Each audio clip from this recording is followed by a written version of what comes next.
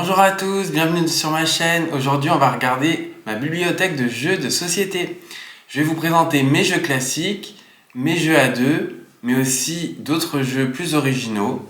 Je vais essayer de vous faire mon top et mon flop de mes jeux de société. Première partie, les jeux de société classiques. Je vais vous présenter le Uno. Le Uno, en fait, tout le monde connaît, donc je ne vais pas rappeler les règles du Uno. Mais c'est quelque chose de très pratique, notamment quand on veut partir en voyage. Et maintenant, en plus, vous avez l'application sur téléphone où vous pouvez jouer avec des joueurs en ligne. Deuxième jeu, le Triomino. Donc ça, on va dire que c'est un petit peu plus un jeu... donc là, c'est l'édition Travel. C'est un jeu qui demande un peu plus de réflexion. Donc c'est une variante des dominos, pour ceux qui ne connaissent pas. Vous l'avez quand même en édition Travel, donc elle peut tenir dans une valise. Après, ça plaît plutôt à un public plutôt âgé, ou un peu plus dans la réflexion, quoi. On n'est pas vraiment dans le fun. Mais ça peut être bien aussi à jouer avec des enfants.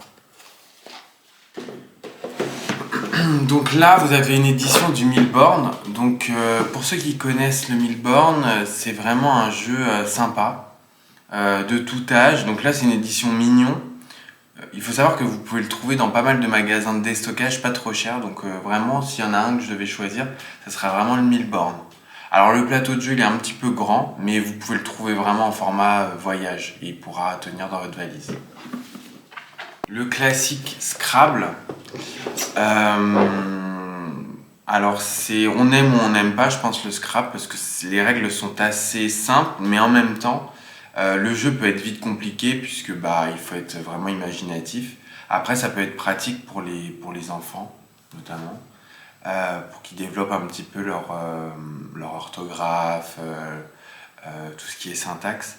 Mais à titre personnel, j'y ai très peu joué. Le Cluedo. Donc le Cluedo, c'est un classique aussi, donc un peu un jeu d'énigmes et de déduction. Franchement, c'est vraiment un jeu cool. Après, je pense que c'est beaucoup mieux d'y jouer à 4 qu'à 2. Moi, j'ai pu expérimenter à 2. Mais il y a vraiment maintenant des variantes qui existent dans d'autres formats, plutôt escape game. Et c'est un petit peu plus, on va dire, réaliste. Mais franchement, c'est un jeu à avoir. La Bonne Paye. Donc La Bonne Paye, c'est un jeu vraiment un type jeu de loi, en fait, qui est vraiment sympa. Enfin, moi, j'en gardais un très bon souvenir quand j'étais plutôt jeune.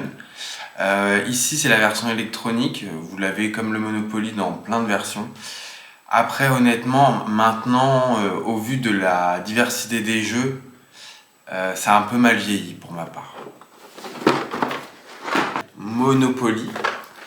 Donc le Monopoly, il existe en plein de versions, mais rien ne remplacera la version classique pour ma part. C'est assez sympa. Après voilà, le problème du Monopoly, c'est que si vous voulez des parties courtes, ça va être assez compliqué, il va vraiment falloir avoir du temps.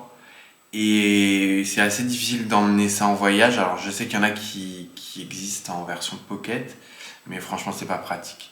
Donc à avoir chez soi en maison, mais ce ne sera pas un jeu que je retiendrai pour jouer à deux ou jouer ou partir en voyage.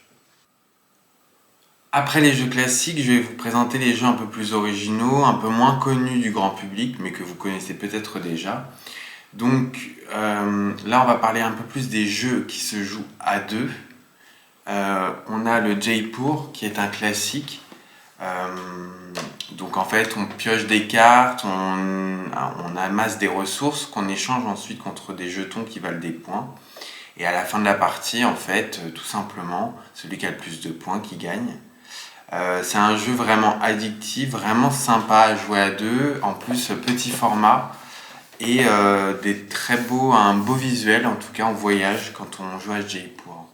Ensuite, je vais vous présenter Parade. Donc Parade, c'est un peu sur le thème Alice au Pays des Merveilles. C'est un jeu de cartes, en fait. Donc c'est un petit peu compliqué à expliquer, mais c'est un jeu assez simple, des belles cartes, mais c'est un concept un petit peu redondant, qui fait qu'en fait on y joue, mais voilà, mis à part le visuel, c'est pas hyper développé en termes de gameplay. Donc je vais vous présenter District Noir également, qui est un jeu qui se joue à deux. Pareil, on amasse des cartes et ensuite on amasse des points qu'on calcule à la fin de la partie avec pas mal de spécificités. Honnêtement, le visuel est très joli, c'est des éditeurs, il me semble, indépendants. Donc je recommande puisque on passe un très bon moment à chaque fois qu'on joue à District Noir. Et c'est très joli, je le répète. Je vais vous présenter Mindbug également. Donc là, c'est plus un aspect combat, où en fait on a chacun des points de vie. Et puis en fonction des combats, des cartes qu'on s'oppose l'un et l'autre, on perd des points de vie et celui qui n'a plus de points de vie a perdu, donc l'autre a gagné. C'est plutôt sympa, c'est un de nos premiers jeux de société, à deux hors classique. Honnêtement, beau visuel, pareil, qui s'emporte un petit peu partout et avec pas mal de subtilités. Donc pour les gens qui aiment un peu les choses un peu moins simples, ça peut être utile. Splendor Duel, un jeu qui se joue à deux mais qui peut éventuellement se jouer à 4, il me semble, dans une version non duel. Donc ça a été notre jeu coup de cœur c'est ça qui nous a fait découvrir en fait les jeux vidéo. Donc voilà, c'est un jeu où on amasse pas mal de ressources et pareil, on gagne des points et voilà, celui qui a le plus de points a gagné. Donc vraiment très sympa avec un thème assez original.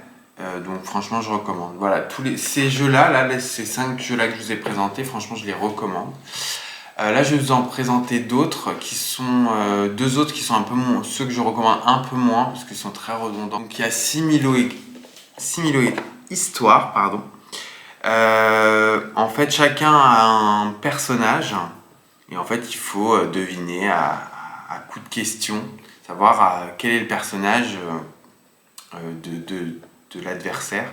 Donc ça joue de 2 à 8. Une partie, ça dure à peu près 10 minutes. Voilà, une fois que vous avez compris le concept, honnêtement, c'est vraiment un jeu de début de soirée. Enfin, c'est pas un jeu auquel vous allez forcément penser à jouer tout le temps, ou ça va pas vous marquer en tout cas. En tout cas, moi, ça ne m'a pas marqué. Le Saboteur, en fait, c'est un jeu qui se joue de 3 à 10 personnes, et nous, on pensait que c'était un jeu qui se jouait à 2. Et puis, pour être très franc avec vous, au vu du nombre de jeux qu'on a essayé d'y jouer à plusieurs, ça n'a pas été franchement une réussite. Donc je ne recommande pas. Je vais vous présenter Wild Space.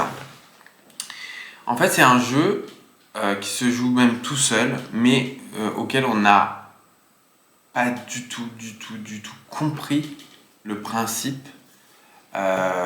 Très compliqué, trop compliqué je dirais même. Voilà, je vais pas m'attarder dessus, mais c'est dommage parce qu'en fait il y a pas mal de pièces, il y a des designs aussi qui ont été faits, donc voilà, j'invite vraiment malheureusement à passer si vous avez ce jeu ou si vous souhaitez l'acheter. Skidjo, honnêtement très sympa, c'est un jeu un peu de nombre. Ça s'emporte partout et honnêtement c'est assez addictif, donc voilà, je recommande et c'est très très sympa. Je vous recommande. Alors, dans la série des jeux à deux qui peuvent être très très très sympas, Duel, c'est un jeu très complet, historique, qui a reçu beaucoup de prix, dont l'As d'Or. Donc je recommande. Par contre, effectivement, pour un public un peu plus jeune, ça peut être un peu problématique puisque c'est assez poussé quand même. Moi, je trouve que c'est assez poussé. Mais par contre, c'est très sympa et ça fait des belles soirées jeux. Je vais vous présenter un de nos jeux coup de cœur. Tokaido Duel, qui se joue à deux. Donc pareil, c'est un système de ressources très très original et en même temps avec vraiment des designs vraiment sympas, des très très bonnes soirées en perspective avec Tokaido Duel. Je le recommande et ça change un petit peu des jeux qui ont les thèmes un peu épiques. Là, on est vraiment dans un thème un peu japonisant, c'est très très sympa. Un jeu de dés que j'aime beaucoup, Donnant Donnant. Donc à la base, on n'est pas trop fan de jeux de dés, on a mis un peu de temps avant de l'utiliser ce jeu. Mais au final, une fois que vous avez un petit peu compris comment ça fonctionne, honnêtement, c'est sympa. En plus, il y a des petites cartes en fait, où vous pouvez écrire. Donc en fait, le but c'est de prendre des cartes avec des objectifs, de noter évidemment ces objectifs, et puis celui qui a réalisé le plus d'objectifs avec ses dés, eh bien gagne la partie. Franchement, et puis ça s'emmène partout, puisque c'est des formats assez petits, donc en vacances ou ailleurs. Donc un beau jeu qui s'appelle Visite Royale. Donc là c'est plus un jeu en fait avec un beau plateau, donc c'est un espèce de tapis de jeu où en fait on va avancer en fonction des cartes qu'on pose. On est à deux extrémités et on essaie d'avancer pour rejoindre la voie royale. Alors c'est très joli, les pièces sont de grande qualité. Par contre, effectivement, moi, à titre personnel, c'est pas un jeu que voilà, j'y ai joué au tout début, puis maintenant j'y joue plus parce que voilà, on fait vite le tour, c'est toujours la même chose. À part le visuel et la qualité une fois de plus des cartes et du plateau, je recommande pas. Voilà. Un traditionnel pour jouer entre amis, Codenames. Très très très sympa. Donc là c'est vraiment un esprit un petit peu faire deviner des mots en deux équipes. Alors évidemment il faut être, moi je pense au moins à 4. C'est vraiment sympa. Voilà. Après maintenant qu'il y a la version sur PC, je trouve que le plateau de jeu perd un peu son sens. Mais après ce n'est que mon avis. Un jeu Last Message, pour être très franc, en fait, on avait eu ce jeu dans un coffret avec plusieurs jeux. Donc on n'a pas eu... en fait, on a regardé un petit peu les règles. Pareil que pour Wild Space, on n'a pas du tout eu de coup de cœur. Voilà, en vrai, on n'y a jamais joué, pour être très franc avec vous. Je vais vous présenter Equinox. Alors, le jeu est un petit peu compliqué à comprendre, mais une fois que vous l'avez compris, ça peut être vraiment intéressant. Les parties durent environ 40 minutes. Vous pouvez jouer à deux, donc c'est plutôt pas mal. Il y a des beaux visuels. Je crois que le jeu n'existe plus sous ce format-là, ou alors justement ce format-là, c'est un nouveau format. Bref. Pour être très franc, je vais vous présenter d'autres jeux qui sont un peu plus intéressants et plus faciles à assimiler. Voilà, donc, je ne recommande pas forcément. Je vais vous présenter du coup mon top 5 des jeux. Alors, vous les présente dans un ordre qui n'est pas forcément... le premier n'est pas forcément celui que je préfère, mais qui sont vraiment ceux auxquels je joue le plus, ou j'ai joué le plus. Et ce sont vraiment des jeux qui se jouent à plusieurs, pas des petits jeux comme Jaipur, comme Parade, comme Skijo, qui sont plutôt des jeux un peu rapides. Là, on a vraiment des jeux de qualité, donc je vais vous les présenter. Le premier coup de cœur que je vous présente, c'est Verdante. Alors, c'est un jeu sur la thématique des plantes. Donc le but c'est qu'en fait vous avez des pièces avec des particularités et des plantes en fait avec des spécificités, puis il faut faire matcher tout ça avec des objets et tout est lié au jardinage en fait. Et honnêtement c'est très très relaxant. Une fois que vous avez compris les règles, franchement c'est que du plaisir. Et donc franchement je recommande. Les parties sont pas si longues que ça. Et on passe un moment relaxant quoi. C'est vraiment sympa. Et la boîte est vraiment très jolie. Un autre style qui s'appelle Aetheria. Donc justement, je vous parlais d'Equinox en vous disant je connais un jeu qui est un petit peu mieux que Equinox et qui est plus simple à comprendre. C'est Aetheria. C'est un jeu où on va piocher des cartes et essayer avec des spécificités, un petit peu comme Verdant, et on va essayer de les faire matcher ensemble. Et en fonction des matchings, à la fin de la partie, le gagnant, c'est celui qui a le plus de matchs et donc le plus de points. Honnêtement, je recommande, vraiment, vraiment, vraiment très sympa. Le thème un peu médiéval, un peu Seigneur des Anneaux, très très sympa. Un de mes jeux préférés qui s'appelle Azul. Pour moi, ça c'est un classique. Ça va remplacer les jeux classiques que vous connaissez comme le Monopoly, le Scrabble, etc. On pioche en fait des pierres qui ont des formes et des couleurs différentes et on essaye en fait de les faire matcher sur un plateau de jeu. C'est très très sympa. Enfin, je vous invite vraiment à regarder des vidéos sur les règles. C'est vraiment un jeu qu'il faut absolument avoir. Voilà. C'est vrai qu'il coûte un petit peu cher, mais honnêtement, ça vaut vraiment le coup. Moi, j'y ai joué avec mes parents. C'est assez simple à comprendre. Par contre, je ne recommande pas les variantes Jardin d'Azul, il me semble. Là, les règles sont beaucoup trop compliquées. Il y a aussi une édition sympa, spéciale chocolat. Donc, au lieu de piocher des pierres, vous piochez des chocolats. Donc, vraiment un de mes jeux vraiment préférés et qui a été As d'or en 2018. Un autre jeu qui a été coup de cœur pour nous, Acropolis. Donc vous avez des pièces de plateau qu'il faut essayer de piocher et donc d'assembler.